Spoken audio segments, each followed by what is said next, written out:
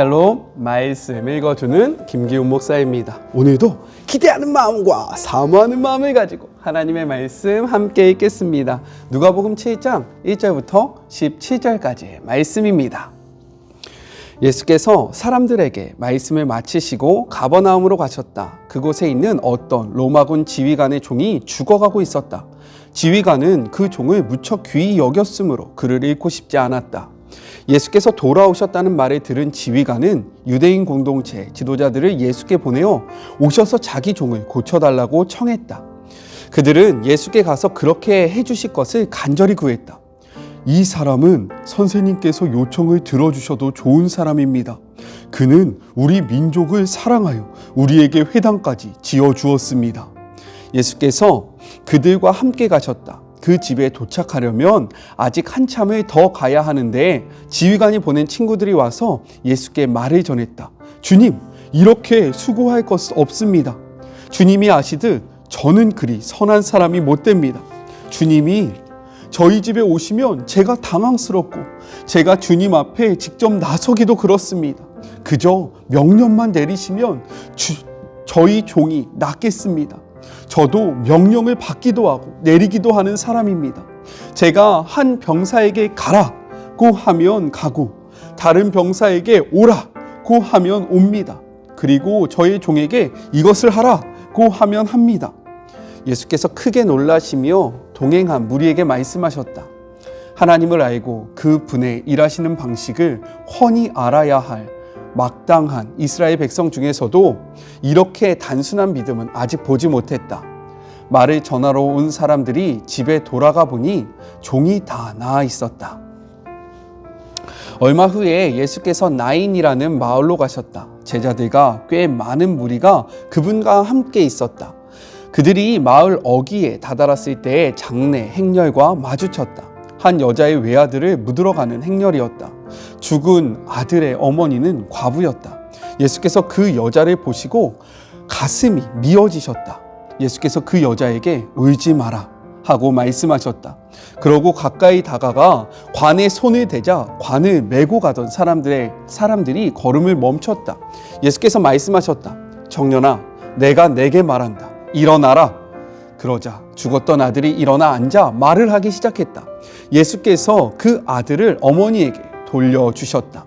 모든 사람은 자신들이 지금 거룩한 신비의 자리에 있으며 하나님께서 그들 가운데서 일하고 계심을 깨닫고는 조용히 경배했다. 그러고는 떠들썩하게 감사하며 큰 소리로 외쳤다. 하나님이 돌아오셔서 자기 백성의 필요를 돌보아 주신다. 예수의 소문이 온 지역에 두루 퍼졌다. 이것은 하나님의 말씀입니다. 오늘 본문은요, 두 부분으로 나눠서 생각해 볼 수 있습니다. 먼저 첫 번째 1절부터 10절 이방인 백부장의 믿음입니다. 이 부분은요, 마태복음 8장 5절부터 13절에도 기록되어 있는데 마태복음의 기록과 누가복음의 기록이 조금 차이점이 있습니다. 왜 그런지 한번 같이 살펴보도록 할게요. 크게 두 가지로 생각해 볼 수 있는데, 먼저 첫 번째, 누가는요 백부장의 믿음으로 말미암아 그의 하인이 나음을 받았다라는 이 부분만 기록한 반면에 마태는요 여기에서 더 나아가서 이방인 백부장의 믿음이 유대인에게 던져주는 경각심을 특히나 부각시키면서 기록되어 있다는 거예요. 이것이 바로 첫 번째 차이점입니다. 이것이 왜 이렇게 차이점이 있어지냐? 바로 그 글을 읽는 수신자들의 차이점 때문에 이루어지는데요. 마태복음은요 유대인들을 향한 복음서잖아요. 따라서 이방인의 믿음을 보여주면서 유대인들이 어떻게 예수님을 바라보고 믿어야 하는지를 강하게 이야기하고 싶은 마음이 있었기 때문에 이러한 차이점이 발생했다라고 생각하면 됩니다. 두 번째는 무엇이냐면 예수님께 나온 주체가 다릅니다. 누가복음에서는요 유대인들의 지도자들이 나왔다라고 기록하고요, 그리고 백부장의 친구들이 예수님 앞에 나온 걸로 기록되어 있어요. 매우 자세하게 기록되어 있습니다. 반면에 마태복음은요 이 기록이 되게 간결하고요, 그리고 이 주체가 백부장으로 나와 있다라는 거예요. 이 차이점은 무엇이냐? 바로 이 서술의 길이 때문에 그런데요. 마태복음은 간략하게 기록했고 누가복음은 자세하게 기록해서 이러한 차이점이 생긴 겁니다. 그래도 목사님, 여기는 주체가 백부장이고 여기는 유대인 지도자와 벗인데 이게 어떻게 같은 내용입니까? 라고 반문하실 수 있어요. 그런데 우리 한번 생각해 보시기 바랍니다. 무엇이냐면 외교 관계에 있어서요, 대사가 공식 메시지를 선포할 때 우리가 이것을 그 대사의 이야기로 듣습니까? 아니면 그 대사를 파견한 한 나라의 대통령의 메시지라고 생각합니까? 비록 그 대사가 이것을 이야기할지라도 공적인 메시지는 대통령의 메시지라고 우리가 생각을 하잖아요. 마찬가지라는 거예요. 누가는 이것을 자세하게 풀었기 때문에 이것을 누가 전달했는지 그 전달자를 기록했고, 마태는요 이것을 간략하게 하기 때문에 이 이야기의 주체인 백부장으로 표현했다라는 이 차이점이 있는 것이지 성경에 오류가 있는 것이 아니라는 것을 꼭 기억하셨으면 좋겠습니다. 아셨죠? 이해가 되시죠? 자, 좀 더 자세히 살펴볼게요. 제가 왜 이렇게 했냐면 2절을 읽을 거라 그랬습니다. 자, 2절을 읽어보죠. 어떤 백부장의 사랑하는 종이 병들어 죽게 되었더니 라고 기록이 되어 있어요. 이것은 개역개정의 표현인데요. 오늘 우리가 함께 했던 메시지 성경은요 그렇게 이야기하고 있지 않죠. 왜 그러냐면 여기서 사랑하는 이라는 이 표현은 원어적으로 사랑한다 라는 표현보다는 존중받는, 소중한에 더욱더 가깝기 때문입니다. 따라서 이것을 이 문맥에 맞게 더 해석한 것은 개역개정이 아니라 메시지 성경이 더 옳다라고 이야기할 수 있어요. 더 가깝다라고 이야기할 수 있습니다. 이처럼 백부장은요 한낱 종에 불과했던 이 사람을요 존중했고요. 그리고 소중히 생각했다는 겁니다. 이것은 그 당시 문화 속에서는 잘 있을 수 없는 일이에요. 주인과 종은요 이런 관계가 아니었습니다. 지시하고 지시를 받는, 그리고 종은요 하나의 인격체로 대접받기보다는 소모품으로 생각되어졌던 이 때에 이 백부장은요 그렇게 하지 않았다라는 거예요. 이 백부장의 사람 됨됨이를 알아볼 수 있는 그러한 표현입니다. 그리고 이는요 예수님 앞에 직접 나아가지 않아요. 유대인의 대표들, 지도자들을 먼저 보냈고요. 그 다음에 자신의 벗을 보냅니다. 그 이유가 무엇이었을까요? 야, 내가 어떻게 그 예수라는 사람을 대면할 수 있겠어? 내가 백부장인데 이러한 교만함 때문에 그랬을까요? 아니라는 거예요. 우리 성경의 말씀을 보니까 5절에 보면요, 이가 유대인들을 위해서 회당을 만들어 줄 만큼 이는 유대 민족의 그런 문화를 소중히 생각했고요, 그들의 생활 방식과 그리고 이들의 삶을 잘 이해하고 있었던 사람임을 우리가 성경의 기록을 통해서 알 수 있습니다. 그렇기 때문에요, 이방인인 자신과 그리고 유대인이었던 예수님이 만나는 것이 유대인들에게 꺼려지는 행동이었다라는 것을 미리 알고 있었기 때문에 예수님을 향한 배려였고요. 그리고 또 성경의 기록을 보니까 6절과 7절의 기록을 보면 자신은 예수님을 만나는 것을 감당하지 못한다라고 이야기하면서요, 이러한 것은 그의 믿음의 표현이었으며 겸손의 표현이었다는 것을 우리가 확인할 수 있는 거죠. 이렇게 겸손함으로 그는 유대인 지도자들을 예수님 앞에 보내요. 근데요, 이들이 예수님께 무엇이라고 이야기합니까? 성경에 보니까요, 이 백부장의 종을 낫게 해주는 것이 합당하다라고 이야기하고 있어요. 합당하다. 이 합당하다라는 표현이 무엇입니까? 그들이 이렇게 이야기하고 있는 근거가 무엇이에요? 5절. 이는 우리 유대 민족을 사랑하고 그리고 우리를 위해서 회당이라는 것을 지어줬기 때문에, 쉽게 이야기하면 교회라고 생각해 볼 수 있어요. 교회를 지어줬기 때문에 이러한 것들을 해주는 게 당연하다, 마땅하다라고 이야기하고 있는 거예요. 자, 이러한 이야기를 듣고요, 예수님께서 그 백부장의 집으로 나아갑니다. 아직 멀리 있었을 때에 그 소식을 들은 백부장이요, 이번에는요 자기의 벗들, 소중한 벗들을 예수님 앞에 보내면서 이렇게 이야기해요. 말씀을 같이 한번 읽어볼까요? 6절 후반절입니다. 주여, 수고하지 마옵소서. 내 집에 들어오심을 나는 감당하지 못하겠나이다. 그리고 이어서 7절, 그러므로 내가 주께 나아가기도 감당하지 못할 줄을 알았나이다. 말씀만 하사 내 하인을 낫게 하소서라고 이야기해요. 이 말은요, 앞서서 했던 유대인의 지도자의 말과 비교가 됩니다. 이들은요, 예수님의 이 신적인 은혜를 어떻게 이야기하고 있냐, 어떻게 요구하고 있냐, 기브 앤 테이크로 이야기하고 있다는 거예요. 내가 이만큼 했으니까, 이 사람이 이만큼 했으니까 이런 것을 주는 것은 당연한 것이 아닙니까? 마치 기브 앤 테이크, 내가 이거 줄게, 너 이거 나한테 줘. 내가 이거 해줄 테니까 너 이거 나한테 해줘. 이러한 조건으로 예수님 앞에 이 종의 치유를 이야기하고 있다는 거예요. 근데 6절과 7절을 보니까요, 백부장은요, 겸손함으로 하나님의 은혜를 간구하고 있다는 거예요. 내가 이러한 것을 했기 때문에 나에게 이러한 것을 해주십시오, 당당하게 이야기하는 것이 아니라, 나는 당신을 바라볼 수도 없는 존재이지만 당신의 의로우심과 당신의 사랑으로 말미암아 이러한 은총을 베풀어 주십시오라고 이야기하고 있다는 거죠. 우리는 하나님 앞에 어떻게 기도를 하고 있습니까? 여러분은요, 하나님 앞에 어떻게 기도하고 있어요? 혹시 유대인들과 같이, 유대 종교 지도자들과 같이 기브 앤 테이크 식으로 이야기하고 있지 않습니까? 내가 주일 성수를 하기 때문에, 내가 이러한 코로나 관계성 속에서도 하나님을 놓지 않고 있기 때문에 나의 삶을 좀 도와주십시오. 마치 기브 앤 테이크, 내가 이거 주니까 당신 나한테 이거 줘 라면서 이야기하고 있지는 않는지, 기도하고 있지는 않는지 우리의 모습을 좀 돌아봐야 한다는 거예요. 이러한 백부장의 모습을 보시고요, 예수님이 이렇게 말씀하십니다. 우리 같이 한번 말씀을 볼까요? 10절 말씀이에요. 예수께서 들으시고 놀랍게 여겨 따르는 자들에게 이르시되 내가 진실로 너희에게 이르노니 이스라엘 중에 아무에게도 이만한 믿음을 보지 못하였느니라 라고 말씀하십니다. 보통은요, 예수님의 말씀을 듣고 무리가 놀랐습니다. 예수님의 그 신적인 가르침, 뭐예요? 시네시스, 하나님으로부터 온 그 은혜예요. 그 지혜로 말미암아 그의 말이 듣고요, 보통은 사람이 놀랐다는 거예요. 근데요, 오늘 말씀을 보니까요, 예수님께서 그를 바라보시면서 놀랬다라고 이야기합니다. 이것은요, 우리가 소유해야 하는 그 믿음이 무엇인지를 분명하게 보여주고 있는 거예요.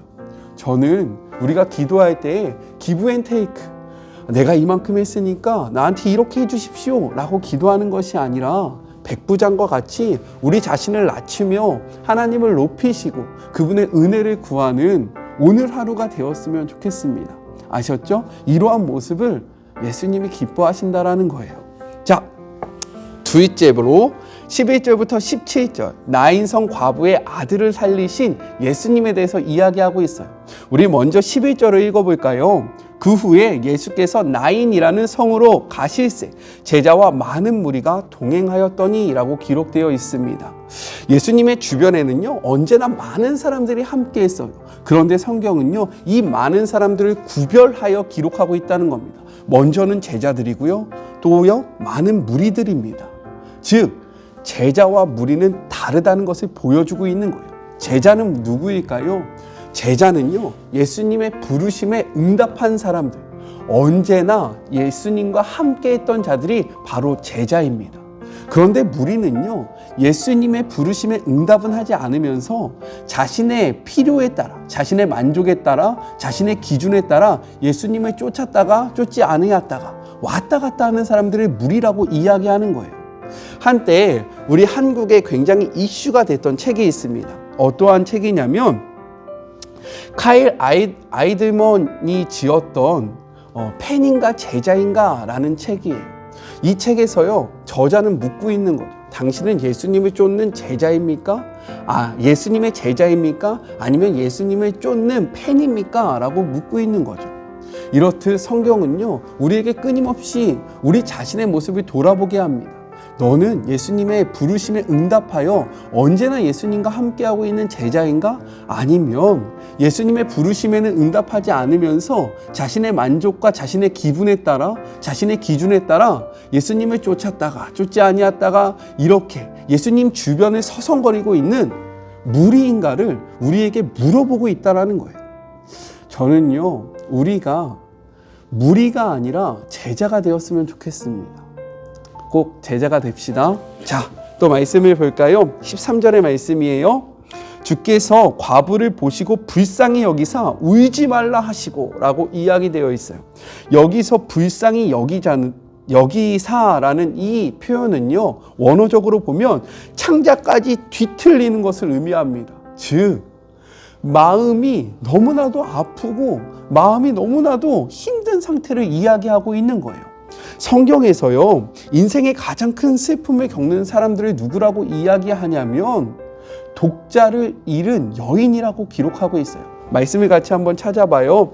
예레미야 6장 26절, 아모스 8장 10절, 스가랴 12장 10절을 한번 찾아서 읽어보십시오. 성경은요, 정말로 슬픈 고통, 인간이 겪을 수 있는 가장 아픔이 과부가 그 혼자 남은 아들을 잃어버리는 슬픔이라고 이야기하시는 거죠. 그런데요, 예수님께서 그 아픔을 바라보고 계시고요, 그 아픔에 함께 아파하고 계시다라고 오늘의 성경은 이야기하고 있습니다.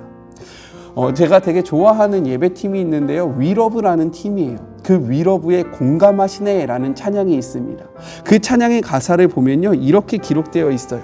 혼자서만 세상을 사는 듯이 주가 멀어 보이기만 할 때 우리는 바라보아야 하네, 우리에게 오셨던 주님을. 주님이 우리의 아픈 마음을 아시네. 가까이서 우리의 아픔에 공감하시네. 우리 가운데 찾아오셨던 그 주님이 우리의 모든 상황에 공감하시네 라고 기록되어 있습니다.